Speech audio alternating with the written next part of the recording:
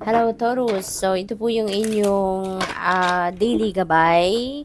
And binago ko lang po ng slight yung format. At I'm going to draw 3 cards. At ang first card na dodraw natin is about a message for you about life in general. At pangalawang card will be money, career, and finances, and love and romantic relationships. Yung pangatlong card, okay? So, three of swords. So, maybe, nasaktan kayo dito. And this happened in the past already, no? General life ito, ha. Maaaring in the past nasaktan kayo na kung sino man, pwedeng person ninyo, pwedeng kaibigan, pwedeng kapamilya, maaaring nakagawa ng ang kung sino man dito sa inyo ng pagkakamali, pagkakasala, big time na kasinungalingan, panloloko, or kung ano man, na nagdulot ng sobrang lalim na sakit, no, sa puso ninyo. Tusok na tusok, 'di ba? Lagpas na lagpas yung mga swords. At hanggang ngayon, nararamdaman ninyo yung sakit, no? Bit-bit pa rin sa dibdib ninyo yung hirap ng kalooban na naranasan ninyo rito sa kung ano man ang ginawa ng kung sino man na mga mahal ninyo sa buhay, no?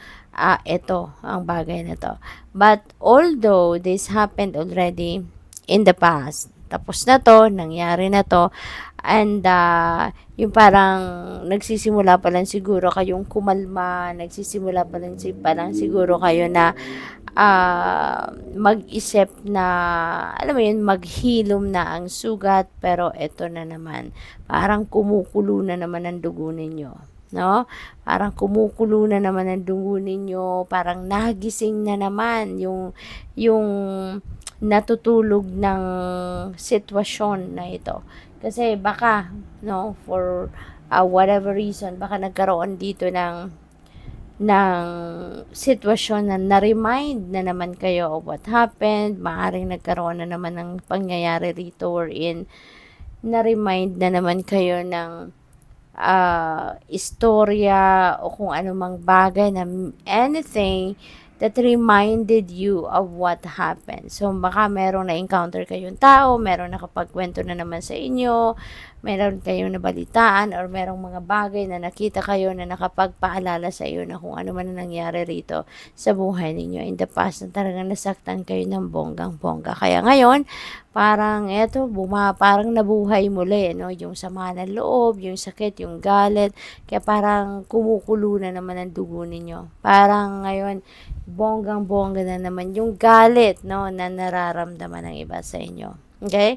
So, what else?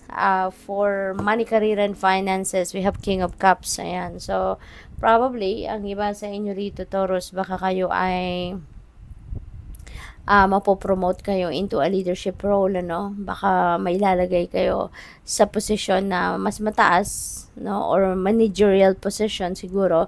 Baka mabibigyan kayo ng promotion sa ngayon. So, possible na ganun ang ganap. And pwede rin na ang iba sa inyo rito siguro meron kayong boss, no? Maaring boss ninyo ito. Or someone siguro na pwedeng father figure ninyo ito, at baka siya yung tumutulong sa iyo, siya yung nag-encourage sa iyo, siya yung nag-a-advise sa iyo kung mayroon man kayong problema about sa pera, about sa trabaho, about sa negosyo ninyo, about sa career ninyo. So you're very lucky that there is someone who's always there to guide you, to give you advice, umaalalay sa iyo kung kailangan mo ng suporta, no? So maybe this is somebody who's embodying the energy of King of Cups.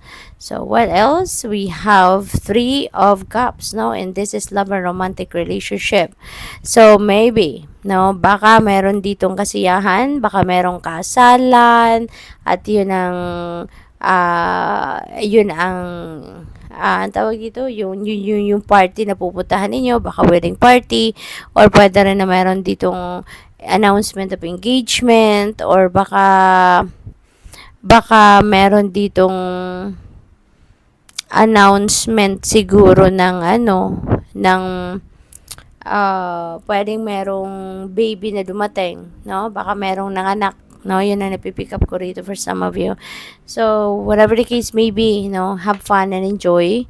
Kasi deserve nyo naman, no? Na mag-enjoy sa buhay. Deserve nyo naman na magsaya, mag-unwind, no? Kaya i-enjoy ninyo yan habang meron kayong pagkakataon, no? So, good luck sa you dyan. What else? Kuha tayo ng trinket dito. Final message ni Taurus. We have Eiffel Tower. Ayan. So, magta-travel siguro ang iba sa inyo, Taurus. Okay. So, there is travel happening. At yung travel na to could be baka papunta kayong European country, pwedeng papunta talaga kayo ng Paris, France, at maybe bibisitahin talaga ninyo yung Eiffel Tower, pwedeng ganon. Pwede rin naman na